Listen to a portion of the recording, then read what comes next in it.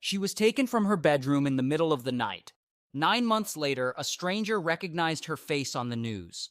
On June 5th, 2002, 14-year-old Elizabeth Smart was abducted from her bedroom in Salt Lake City, Utah by Brian David Mitchell, a homeless street preacher who called himself Emmanuel, and his wife Wanda Barzee, who had previously worked on the Smart family home and knew its layout.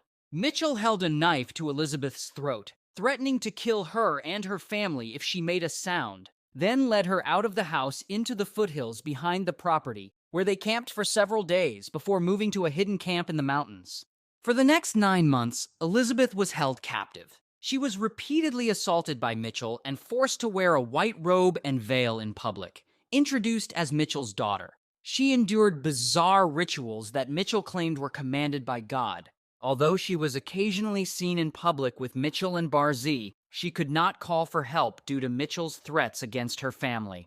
The search for Elizabeth became one of the most extensive missing person investigations in American history. Thousands of volunteers combed the area, media coverage went national, and a reward of over $250,000 was offered for information. Despite these efforts, Elizabeth remained hidden in plain sight.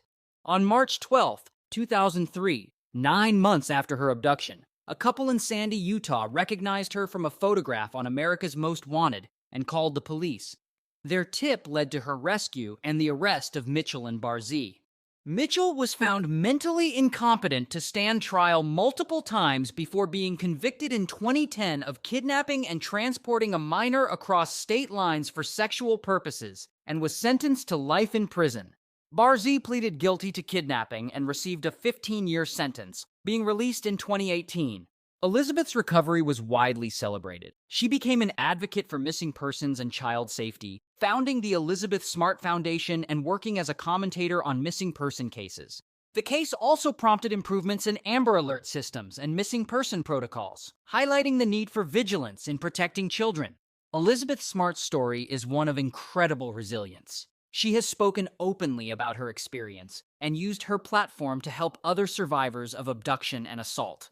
Mitchell believed he could control her forever, but her courage, combined with the vigilance of strangers who recognized her, ultimately led to her freedom. Her story demonstrates that even in the darkest circumstances, hope, persistence, and human connection can prevail.